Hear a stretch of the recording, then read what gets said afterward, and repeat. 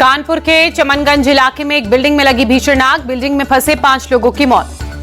दमकल पुलिस और एसडीआरएफ की टीम ने चलाया रेस्क्यू ऑपरेशन। रात भर चला रेस्क्यू ऑपरेशन। आग लगने के बाद पूरे इलाके में मची अफरा तफरी। आसमान में उठा धुएं का गुबार। पाकिस्तान की ओर से नापाक हरकत जारी। लगातार 11वें दिन एलओसी पर सीजफायर का उल्लंघन। पुंछ, राजौरी, जम्मू में फायरिंग। भारतीय सेना ने दिया मुंहतोड़ जवाब। पाकिस्तान को रक्षा मंत्री राजनाथ सिंह की चेतावनी। कहा, देश जैसा चाहता है वैसा ही जवाब देंगे प्रधानमंत्री मोदी। राजनाथ सिंह ने कहा, रक्षा मंत्री होने के नाते बॉर्डर को सुरक्षित रखना मेरी जिम्मेदारी। देश की तरफ आंख उठाकर देखने वालों को मुंहतोड़ जवाब देंगे। आज जापान के रक्षा मंत्री से मिलेंगे राजनाथ सिंह। करेंगे द्विपक्षीय बैठक। रक्षा सहयोग को और गहरा करने के तरीकों को लेकर होगी चर्चा। भारत पाकिस्तान तनाव के बीच फिरोजपुर एरिया कैंट में ब्लैकआउट का रिहर्सल किया गया। रात 9 बजे से लेकर 9:30 बजे तक पूरा ब्लैकआउट रहा। मौजूदा युद्ध के खतरों को देखते हुए किया गया ब्लैकआउट। इस दौरान आसपास के सभी चौराहों पर पुलिस बल की तैनाती। पाकिस्तानी साजिश को नाकाम करने के लिए सेना अलर्ट। गुलमर्ग में भारी बर्फबारी के बीच जवानों की पेट्रोलिंग जारी। पाकिस्तान के खिलाफ भारत का एक और कड़ा फैसला। बगलिहार बांध से चिनाब नदी का पानी रोका। किशनगंगा डैम से झेलम नदी का पानी रोकने की भी तैयारी। सूत्रों के हवाले से खबर। रविवार को पीएम मोदी से मिले वायुसेना प्रमुख air chief marshal AP Singh. एक दिन पहले नौसेना प्रमुख के साथ भी की थी मीटिंग। पहलगाम आतंकी हमले की जांच जारी। अनंतनाग एएसपी ऑफिस में पहलगाम के टूरिस्ट गाइड से पूछताछ। कश्मीर के आईजीपी ने सुरक्षा व्यवस्था को लेकर समीक्षा बैठक की। आर्मी सीएपीएफ के अधिकारियों ने लिया हिस्सा। यूपी कांग्रेस चीफ अजय राय ने सरकार पर तंज कसते हुए कहा, टॉय रफेल में नींबू मिर्ची लटकाया। पूछा, आतंकियों को मुंहतोड़ जवाब कब देगी सरकार। अजय राय ने कहा, आतंकी हमले में लोग मारे जा रहे हैं और सरकार रफेल विमान में नींबू मिर्ची टांग रखे हुए है। अजय राय पर बीजेपी का पलटवार। प्रदीप भंडारी ने कहा, कांग्रेस के नेता सेना का अपमान कर रहे हैं और पाकिस्तान के प्रोपेगेंडा को आगे बढ़ा रहे हैं। अजय राय के बयान पर बीजेपी सांसद मनोज तिवारी का हमला। कहा, कांग्रेस हमेशा से ही सेना और सेना की शक्ति का अपमान करती रही है। बीजेपी सांसद कमलजीत सहरावत ने कहा, अजय राय ने सशस्त्र बलों की वीरता और पीएम मोदी के समर्पण पर सवाल खड़े किए हैं। बिहार के पूर्वी चंपारण में बोले एआईएमआईएम चीफ असदुद्दीन ओवैसी, पाकिस्तान को समझाने का वक्त खत्म हो गया है, वक्त जवाब देने का है। असदुद्दीन ओवैसी का सवाल, केंद्र सरकार बताए पाकिस्तान पर कब और क्या एक्शन लेगी। मुसलमानों और कश्मीरियों पर दिए हिमांशी नरवाल के बयान का ओवैसी ने जिक्र कर कहा, आतंक को खत्म करने के लिए एकजुट होने की जरूरत। बंगाल बीजेपी चीफ सुकांत मजूमदार की मांग, बंगाल समेत पूरे देश से पाकिस्तानियों को भगाया जाए। शोक सभा में अपने भाई को याद करते हुए भावुक हुई सृष्टि नरवाल। कहा, जिस भाई ने मुझे पटाखों की शोर से बचाकर रखा, उसके अंतिम सलामी की गूंज आज भी मेरे कानों में सुनाई देती है। पहलगाम हमले में मारे गए नेवी के लेफ्टिनेंट विनय नरवाल को दी गई श्रद्धांजलि। डॉक्टर मंगल सेन ऑडिटोरियम में आयोजित प्रोग्राम में सीएम सैनी की पत्नी भी शामिल हुई।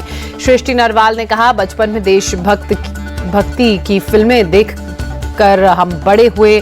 देखकर मेरा भाई कहता था कि तेरा भाई भी तिरंगे में लिपट आएगा। मैं उसे बहुत डांटती थी। नौकरी से बर्खास्त होने वाले सीआरपीएफ जवान मुनीर अहमद ने कहा, मैंने शादी से पहले और शादी के बाद अपने विभाग को इसकी जानकारी दी। मेरे पास प्रूफ है। मुनीर अहमद ने पीएम मोदी और गृह मंत्री शाह से न्याय की गुहार लगाई। कहा, पत्नी ने भारत आने पर भी विभाग को जानकारी दी थी। चार मीनार के पास बीजेपी वर्कर्स का प्रोटेस्ट, पाकिस्तानियों के उनके देश भेजने की मांग की। बीजेपी नेता टी उमा महेंद्र की मांग, ओवैसी और तेलंगाना सरकार डोर टू डोर जाकर पाकिस्तानियों का पता लगाए और उन्हें वापस भेजे।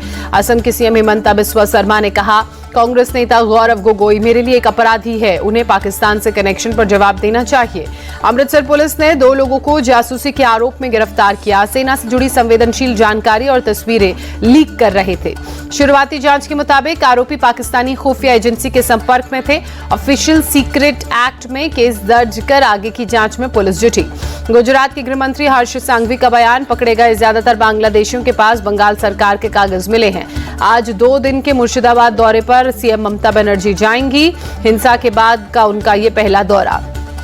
बंगाल के गवर्नर ने गृह मंत्री अमित शाह को मुर्शिदाबाद और मालदा हिंसा से जुड़ी रिपोर्ट सौंपी। प्रशासन की नाकामी, टारगेटेड सांप्रदायिक हिंसा का जिक्र किया।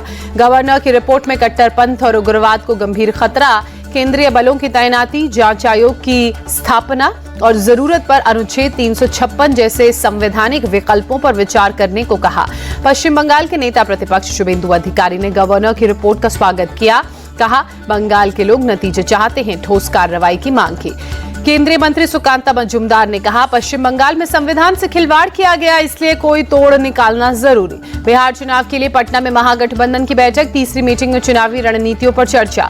तीसरी मीटिंग में भी महागठबंधन के सीएम फेस पर नहीं हुआ फैसला। बैठक के बाद बोले आरजेडी सांसद मनोज झा, तेजस्वी के सीएम फेस पर कोई विवाद नहीं, समय पर ऐलान हो जाएगा।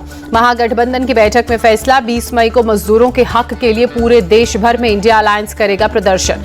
बैठक के बाद बोले वीआईपी चीफ मुकेश सहनी, एकमात्र एजेंडा है महागठबंधन की सरकार बनाना।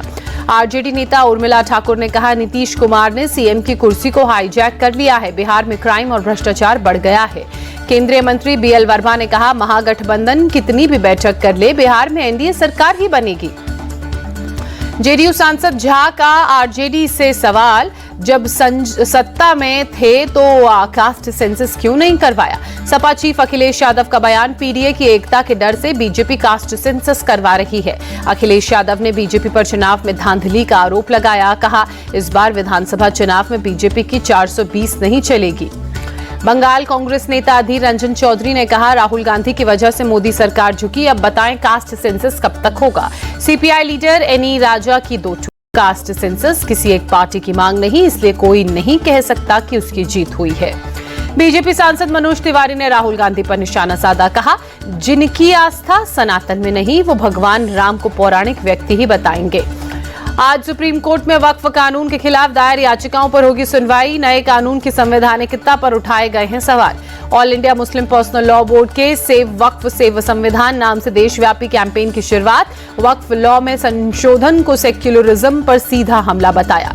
बीजेपी सांसद निशिकांत दुबे ने अवमानना मामले में आज सुप्रीम कोर्ट उनके इस मामले पर फैसला सुनाएगा। दुबे के बयान के खिलाफ याचिका दायर की गई। डीयू के नॉर्थ कैंपस में 1008 संस्कृत संभाषण शिविरों का समूह समापन समारोह। गृहमंत्री अमित शाह ने कहा, संस्कृत के विकास के लिए सरकार प्रतिबद्ध है। प्रोग्राम में दिल्ली की सीएम रेखा गुप्ता ने कहा, हमारे वेद उपनिषद संस्कृत में लिखे गए हैं और हम धीरे धीरे संस्कृत को ही भूल गए हैं। दिल्ली बीजेपी के विधायक दल के बैठक में सीएम रेखा गुप्ता शामिल हुई। मंत्री आशीष सूद ने कहा, विधानसभा सत्र की तैयारियों पर बात की गई। दिल्ली के स्कूलों में मनमानी फीस बढ़ोतरी का मामला, फीस तय करने के लिए 13 और 14 मई को विधानसभा में दिल्ली सरकार विधेयक पेश करेगी। केंद्रीय कृषि मंत्री शिवराज सिंह चौहान ने चावल की 2 किस्मों DRR धान 100 और पूसा राइस DST 1 का शुभारंभ किया। शिवराज सिंह चौहान ने कहा, धान की ये दोनों किस्में 30% अधिक उत्पादन देने में सक्षम, 20 दिन पहले तैयार हो जाएगी फसल। 20 लाख से ज्यादा छात्रों ने नीट यूजी के एग्जाम दिए। देश के 548 शहरों में था सेंटर। 14 इंटरनेशनल सेंटर्स पर भी परीक्षा का आयोजन। नीट परीक्षा में धांधली करने वालों पर एक्शन। राजस्थान एसओजी ने 3 लोगों को डिटेन किया। एक छात्र को प्रश्न पत्र के बदले 40 लाख रुपए की डिमांड की थी। कर्नाटक के कलबुर्गी में नीट एग्जाम सेंटर के बाहर बीजेपी का प्रोटेस्ट। एक कैंडिडेट का जनेऊ उतरवाकर सेंटर में एंट्री देने पर विरोध। यूपी के श्रावस्ती में अवैध तरीके से बने मदरसों पर एक्शन। स्थानीय प्रशासन ने मदरसों को ध्वस्त किया। पंजाब के गुरदासपुर में बुलडोजर एक्शन। ड्रग तस्कर के अवैध निर्माण को ध्वस्त किया गया। उत्तराखंड के नैनीताल में नाबालिग से दुष्कर्म का मामला। फॉरेंसिक टीम ने संभावित घटना स्थल की जांच की। बंगाल के शमशेरगंज हिंसा मामले में एक्शन। हिंसा के वक्त तैनात ओसी और एसआई सस्पेंड। बंगाल के सिलीगुड़ी में एसएसबी ने म्यांमार के 6 नागरिकों को पकड़ा। सभी को एसीजेएम कोर्ट में पेश किया। भोपाल के चेतक ब्रिज पर तेज रफ्तार का कहर। स्कॉर्पियो ने बाइक को मारी टक्कर, 3 लोग घायल। लेह में आर्मी कैंप में आग लगी। जवानों ने आग पर काबू पाया। किसी के हालांकि हताहत होने की खबर नहीं।